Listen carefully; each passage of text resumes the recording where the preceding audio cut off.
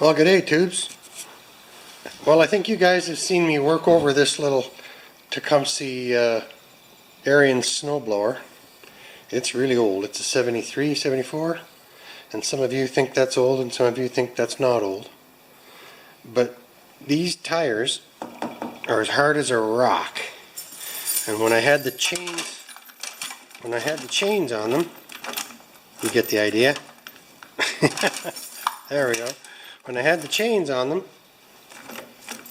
it just bounced on the concrete, and it made a heck of a mess of my sidewalks, just gouging the surface of the sidewalks. So that is not something that I want to continue. So all of us small engine guys, we scrounge stuff. Some scrounge more than others. So I've got two sets of wheels that would probably work on this. Now this is a very similar size of tire. This is a 10-inch tire diameter, and these were at one time a 10-inch tire, but the treads have been worn off so much that it's actually a 9.5-inch diameter now. So I could put those on, but there's really no way to secure them to the axle. They don't have the hole drilled for the pin, and that would be hard to do with only that much nub showing or axle hub showing out. Plus, I think these came off of a compressor cart, like my last project when I put the wheels on this compressor. But these came off of some sort of a yard machine. They're an ag tread design, so I wouldn't need chains, I don't think. These are a 12 and these are a 10. So that sounds like a lot more, but really in axle height it's only an inch higher.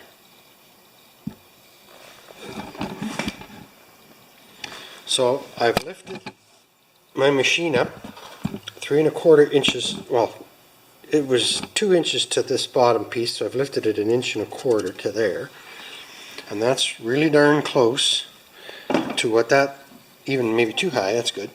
So that is what, oh, let's back you up.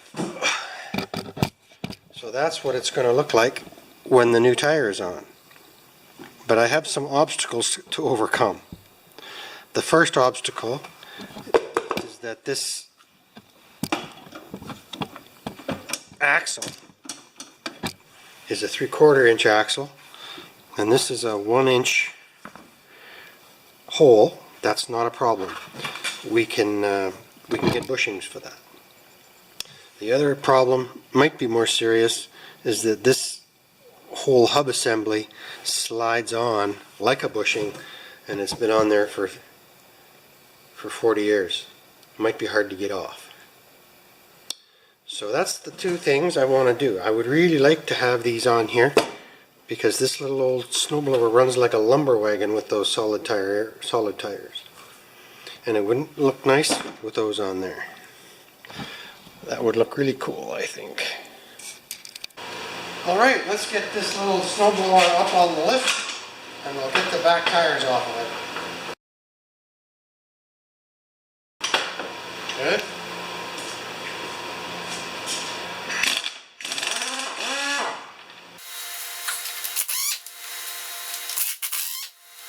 Okay, tubes. Hey, no furnace running. So now I'm going to take the cotter pin off of this hub. You can see right there, I've already bent it back. I haven't taken it out yet. And if you look at this, I think this side's going to be great. Look at that. So let's just see if we can do this. There's no cuss words. And when you take off a cotter pin and you replace it, always attempt to replace it with a new one, right?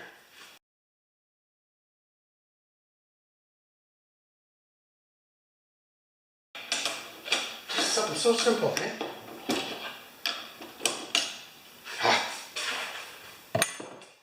Okay. Now, I already know this is loose, so it should just pull out. Oh, you might have to file.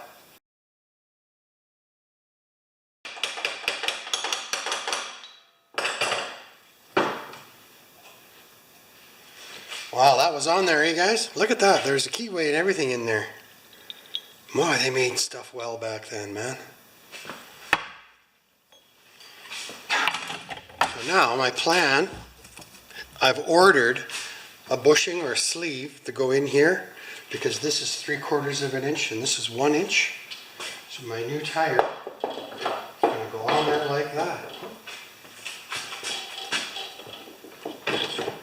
We hope, eh?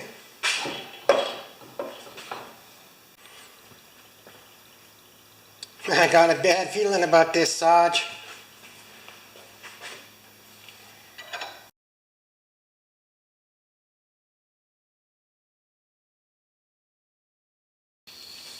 I don't know if this is going to be enough heat, but I don't want to burn anything up.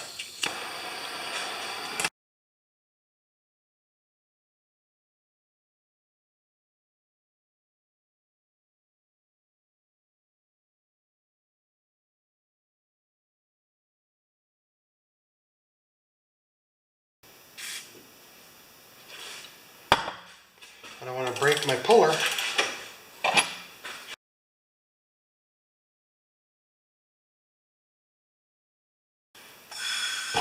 This thing's cool.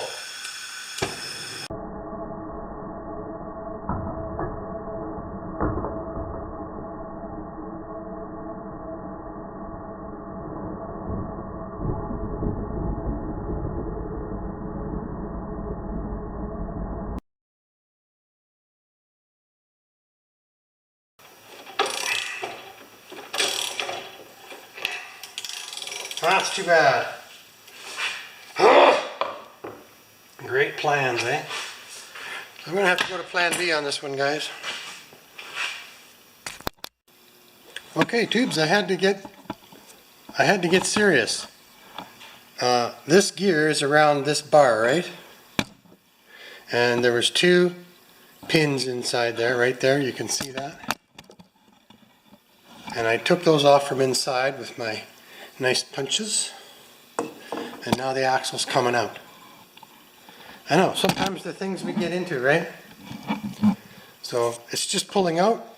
Maybe we'll leave you watching while we finish the pull.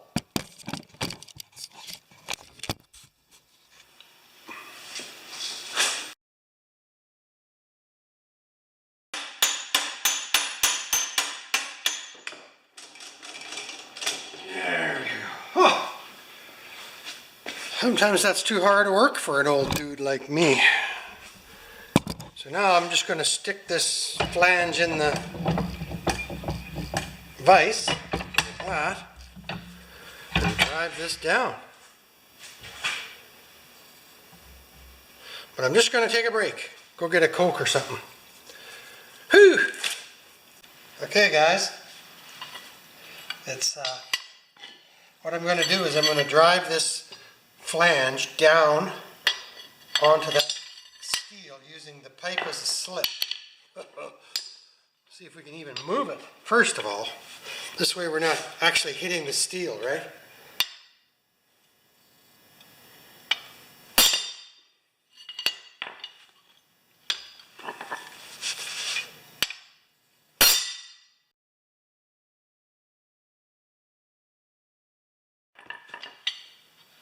Hasn't moved it a bit. Oh, that's crazy. I think we need a bigger stick. What do you guys think? This is my really, really, really good, almost decorative sledge.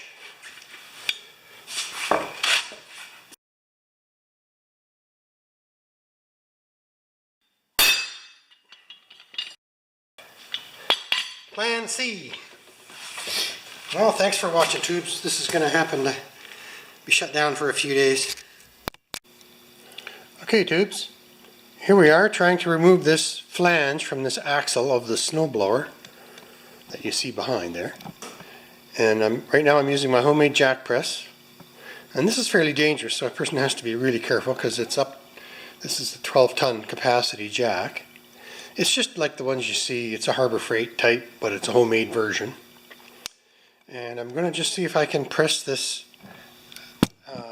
axle down through into the flange, just using a socket. And we'll go that far. And if that doesn't work, we'll go to plan B.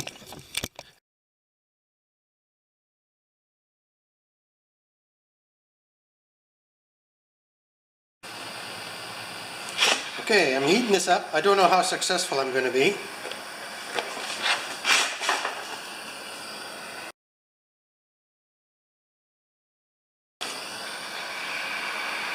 It's not going to go.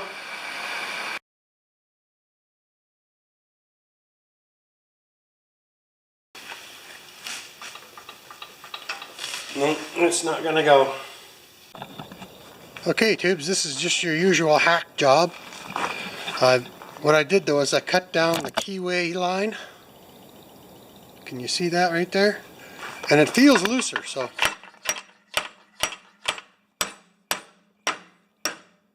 Maybe. So I'm going to take a chisel and chop at it.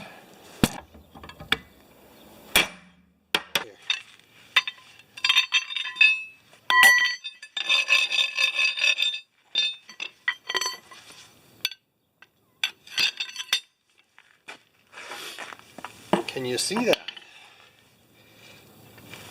Barely, eh? Good. Put the mask on again.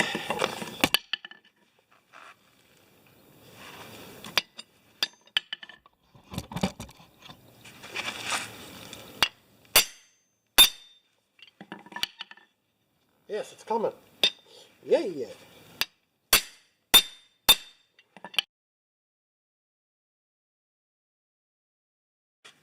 So let's pull this operation back inside. It's minus 18 this morning.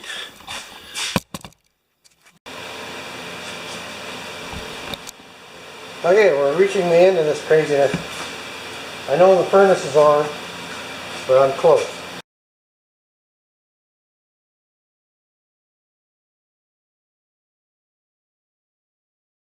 Whew. Not real soon. Okay, we're almost there, guys.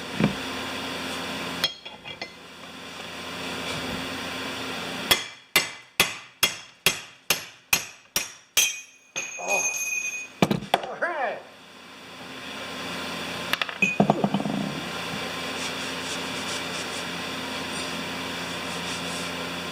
All right. Nice axle. Step 2, lunch. Success, guys.